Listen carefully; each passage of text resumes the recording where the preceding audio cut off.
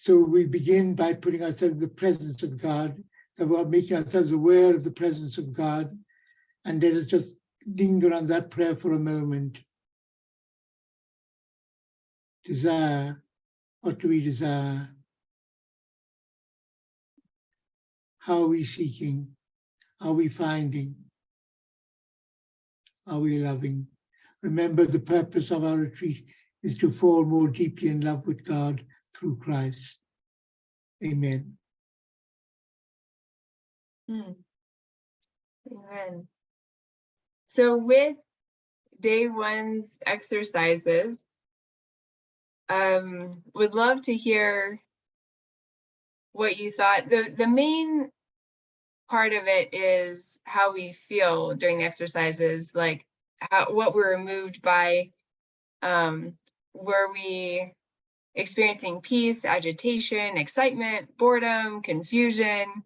You know, like how we were feeling. Were we in our head or in our experience? So I would love to hear how it went for y'all, the different aspects of it.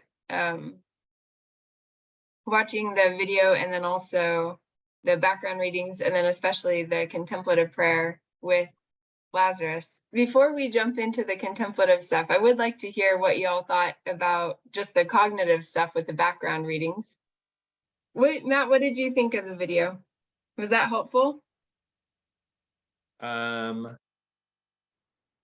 found it intriguing because I have a math and science mind, and it was very visually presented, and here's how we did all these calculations, and here's how it had to happen this way. So I thought that was cool. I also thought that the just the presentation of how they were really trying to, that person was really trying to convince you that I'm right and everyone else is wrong. And whether that's true or not, I don't know, but he did a good job of presenting it that way. And I don't have any reason to believe that he was presenting anything, certainly not intentionally in error, maybe even is right. But there was obviously other opinions out there when you looked at the chat of the video that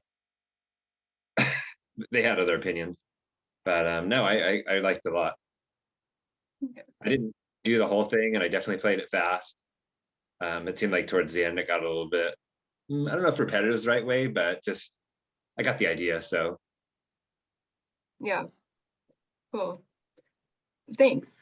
Thanks for that feedback. Yeah, that'll be the timeline that we're going to be using throughout the retreat, and walking with Jesus through those events on those days. So posting the timeline makes a lot more sense when you watch the video. Yeah, that's true. So with the contemplative prayer, who had time to read over and contemplate the Lazarus dying and Jesus resurrecting him? Did you have time? It was sort of broken up into parts, and I did it in parts. I thought it was interesting. It wasn't surprising, but the timing was such that the reading for today was a lot of overlap with the reading for last Sunday's Mass reading. And so I had recently contemplated, or at least thought about that reading for a fair amount. So it was neat to come back to it again. And what I had gotten out of it the first time was, I guess I'll say comfort, for lack of a better word. Before I go farther, I'll say I did enjoy the fact that you picked different translation, of the readings than we might normally read. And there was places where I noticed them. And the first one was, I guess it's verse 3, where I'm reading off of your chart, where it says, "Lord, our brother Lazarus, the one you love, is very sick. Please come." I feel a little bit dumb that I don't know what translation the U.S. Council of Catholic Bishops uses, but in that reading, there is no reference to Lazarus. And so when I read that in my contemplation, and again, I thought of it again today, it seemed more abstract. And so I took it as I was the one he loved, as opposed to Lazarus. Even though I wasn't necessarily sick physically, but we're all sick from sin, and he's come to save us. And, that's kind of the whole point of this thing. So I found comfort in that. Awesome. That's really neat. That's great to put ourselves in that place of, he loves us and we're sick. Absolutely. I guess the other thing that I didn't notice when I read through this the last time was the word that stood out to me, which I think was one of the questions at the end. There's the feelings and other observations, was time. That this reading seemed to be very much tinged on time. I don't remember if it was earlier that. So the first reference that I highlighted was in verse 7. It's time to go to Bethany.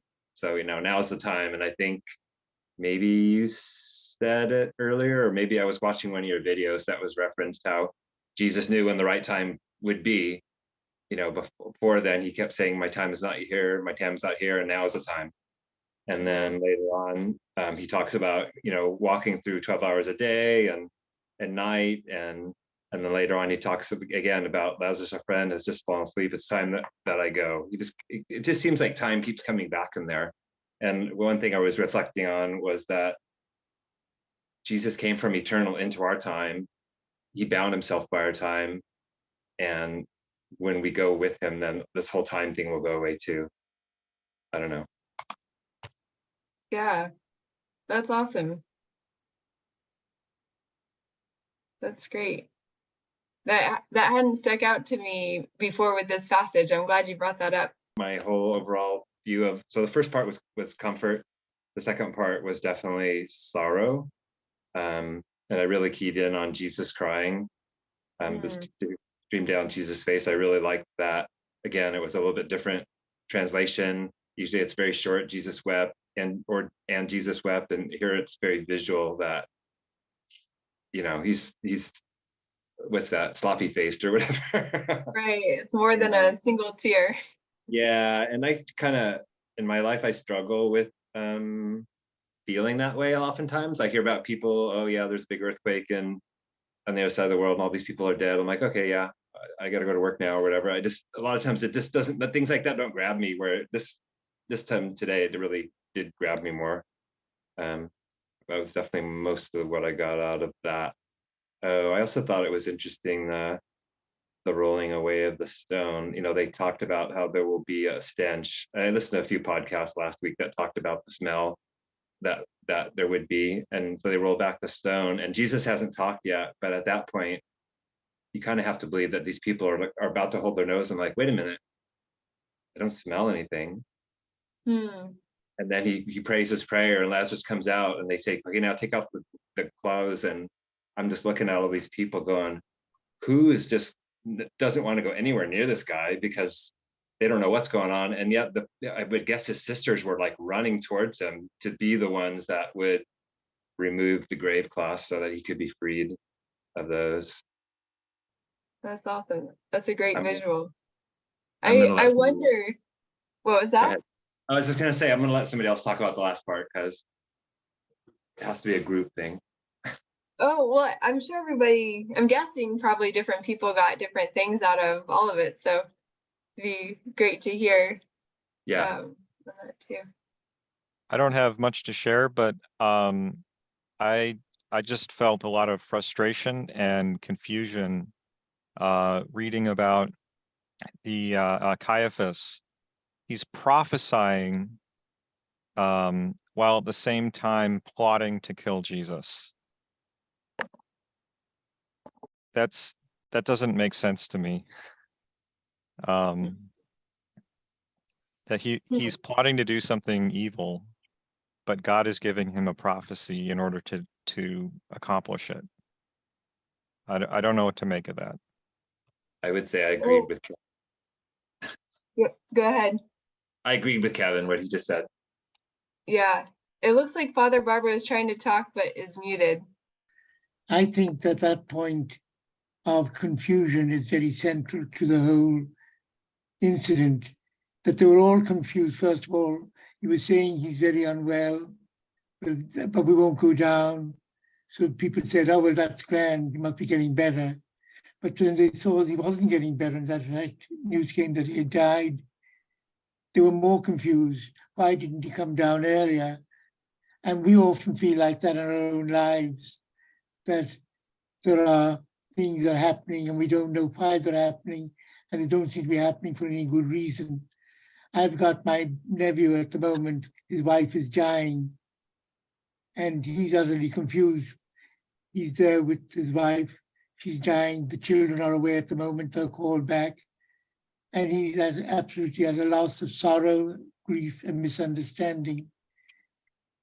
And so in our own lives, I think this scene brings home to me the fact that we are not always comfortable with God, with what he's planning, of what he's doing with our lives. And yet we have clue there in the words of our Lord, I'm not doing this, I'm doing this so that the glory of God may be revealed. That he is thinking of bringing himself to us.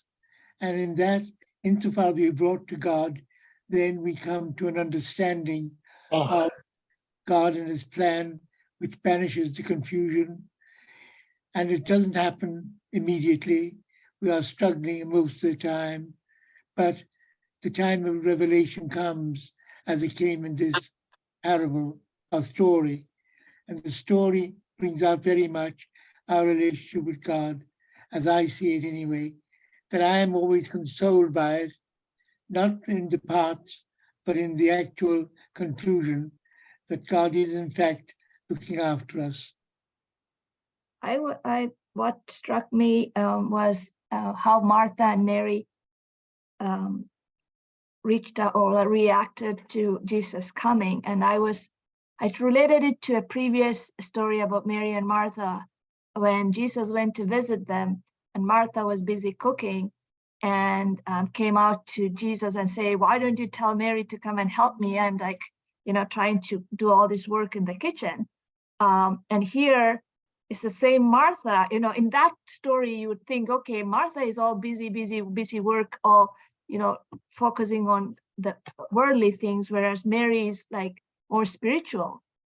But in this situation, it's like Martha is the one who actually saw Jesus coming from a distance, ran out to meet him, and was like really very, passionate about, what's happening, please help us, And when Jesus also, he had a longer conversation with her, like trying to ask her if she had the faith and if she believed, and she was very assertive and very strong in her faith. But based on the previous story, you would think Mary would have been the one doing all that because she seemed to be the one listening to Jesus' teachings and, more spiritual person. So I think what I take away from that is we can't judge people by their actions. It's, you see people in everyday life now too, that you might think they're not prayerful or they're not spiritual because of their actions, but they're probably very close to God. And, like Martha, when it was, when the situation was that she wanted to entertain Jesus, she focused on that, and that could be misrepresented or, misunderstood as, okay, she's not that much into prayer and to spirituality. But when it came to this situation, she truly showed herself as she's very deep in faith. I think that struck me. Yeah, I know Mary eventually came and met Jesus too, but I thought like Martha was like she was the action person, the go-getter. Like she was very proactive, run out and like, hey, why didn't you come? And why, help us? You can still help us. You can still make him well. That shows how strong her faith is. Yeah, that's beautiful. I think in this one, the crucial thing is, as the last speaker, as Maya pointed out, is the transformation in Martha. And if we only concentrated on the story from Luke, Martha, Mary is selected the better part, remember that. But here, Martha is the central figure. She is the one of faith and makes a remarkable profession of faith equal to the profession of faith made by Peter in Matthew's gospel. She becomes out as the icon of faith, whereas in the first element, she seems to be rather slow. And Jesus seemed to point her out, not as an example of what to do, but to be careful of how you behave. But I think the central thing, to me anyway, is that what matters is, as Moya pointed out, is the timing of things. Jesus arrived tired, weary in Martha's house, and he didn't want to become involved in a sisterly quarrel. And so Martha misread the situation and did the wrong thing. Mary read the situation correctly and did the right thing in those circumstances. But then we come along to this situation, quite different. And who does the right thing? Martha. She reads the situation perfectly correctly. She goes to Jesus, has this discussion, and brings out her faith. And so inspires us to bring out our faith when it's appropriate. And I think that's the great thing of this scene, is the rehabilitation of Martha. And Martha becomes an icon for the early church as a person of great faith and great substance. Whereas if we were dependent on the first incident from Luke, we would have said, oh, she hasn't selected the better part. But could I tell you a story about this?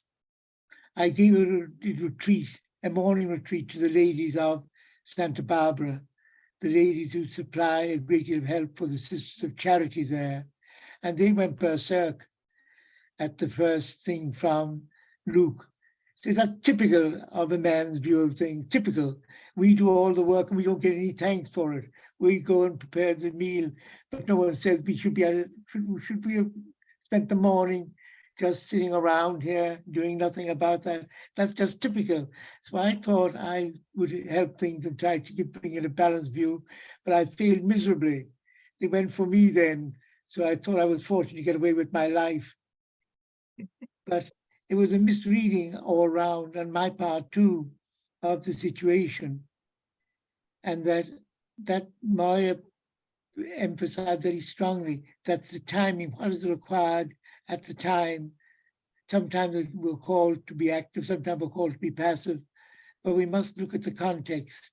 And in the raising of Lazarus, perhaps it's better for us to put it into context of Martha and Mary and the relationship with one another and with Jesus to get the meaning of the parable, of the story. But I think that Maya was very, very helpful to me anyway. Over to you. Speaking of putting different disciples in a better light, it also was a shining moment for Thomas too, who often gets a bad rap for being, doubting that Jesus rose again, where he was ready to actually go and die with Jesus.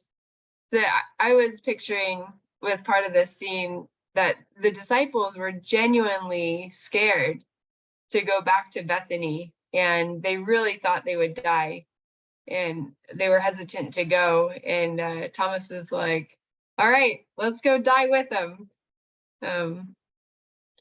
Yeah. It's interesting that you bring that up, because I actually, when I read that, I almost wondered if it was a tongue-in-cheek comment by Thomas saying, yeah, okay, let's go die with them.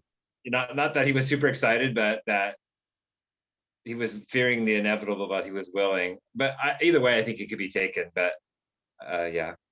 Yeah, that makes sense too. Yeah. Actually, with Matt, with your comment earlier on opening the grave and then Lazarus not stinking, I was thinking that he was probably really stinky and they were probably hesitant to go unwrap him. It was like, oh my gosh. That could be. It's great to see you here. It's quite inspiring for me, I must say.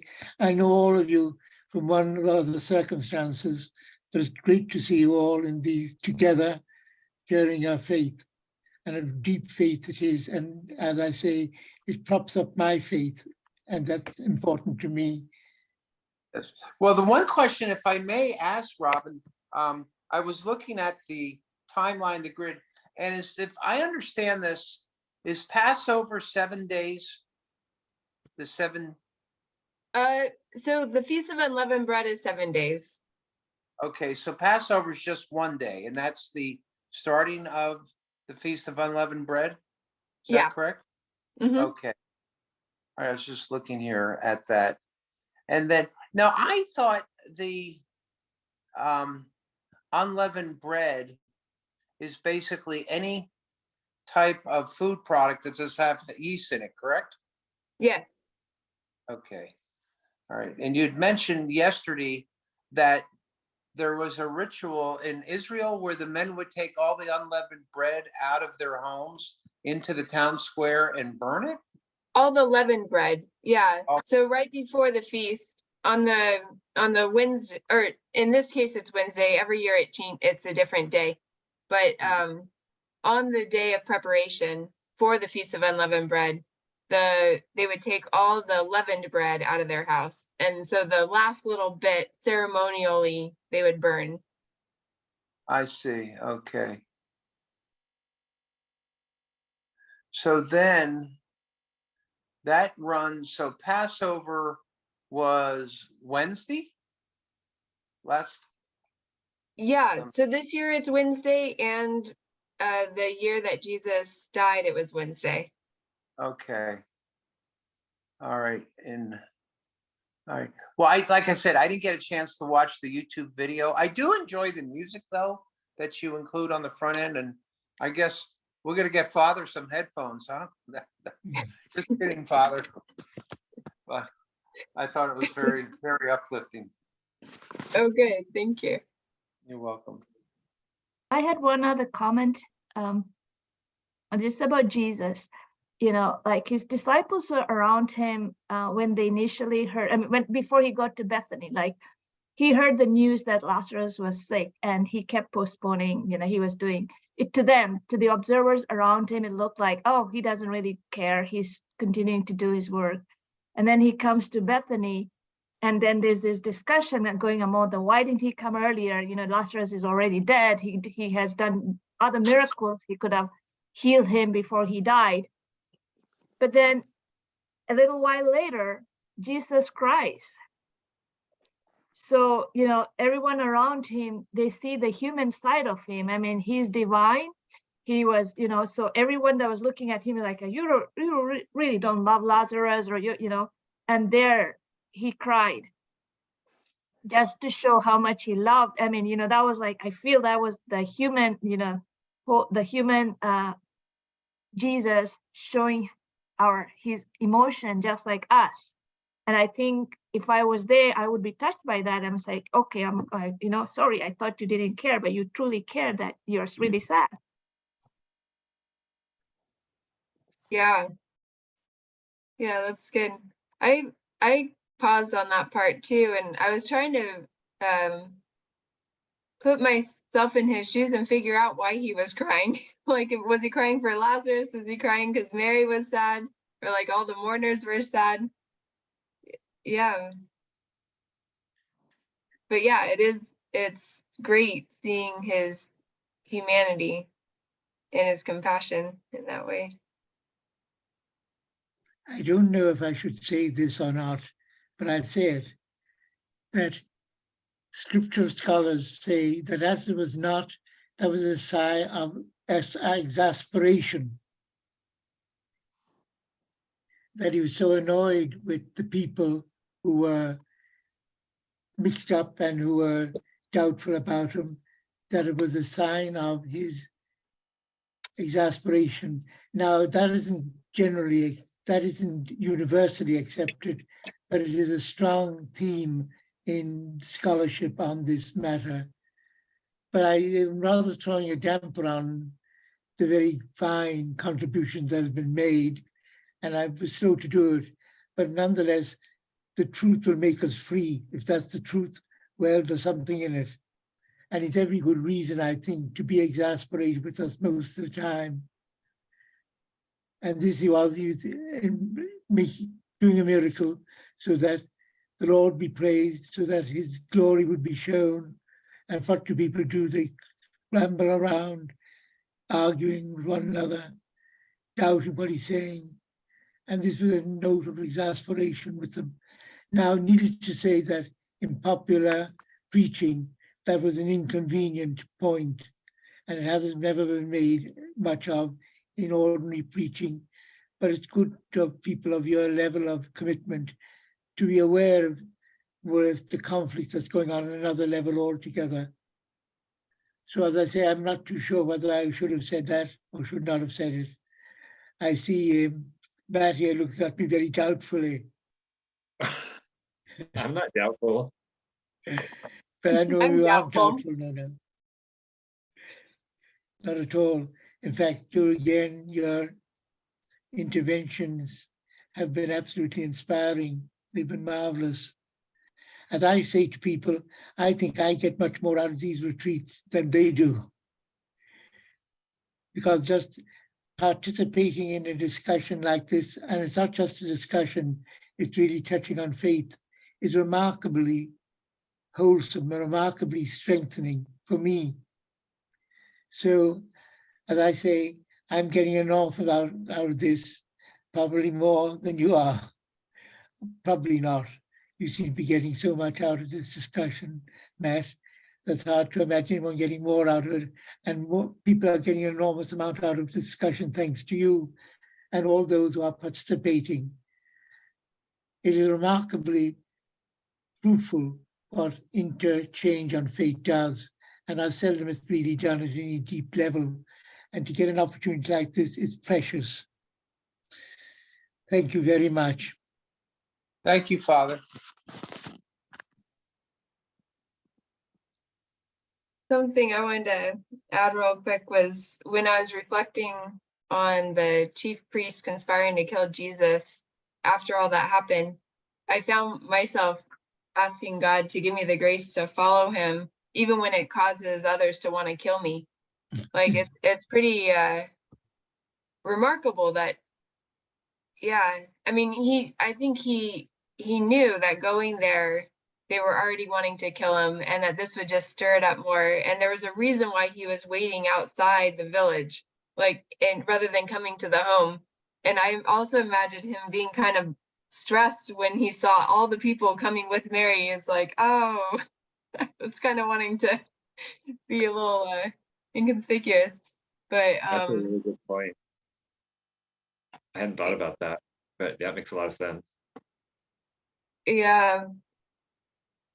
So yeah, it's I actually had a situation with, as an example, with the priest wanting to kill Jesus after him doing this miraculous thing, where I was part of a fellowship that was not that charismatic. It came out of a branch of Calvary Chapel, and Calvary wasn't that charismatic. And a group had just come back from ministering in Brazil with Randy Clark, who has a healing ministry, and they were testifying of speaking in tongues and healing and deliverance and all these things. And the pastor, I learned later, knew that by letting them testify, he would get in trouble. And he let them testify anyway. And he did get in trouble for that. And eventually Calvary Chapel said, nope, you can't be a part of us anymore because y'all are too charismatic.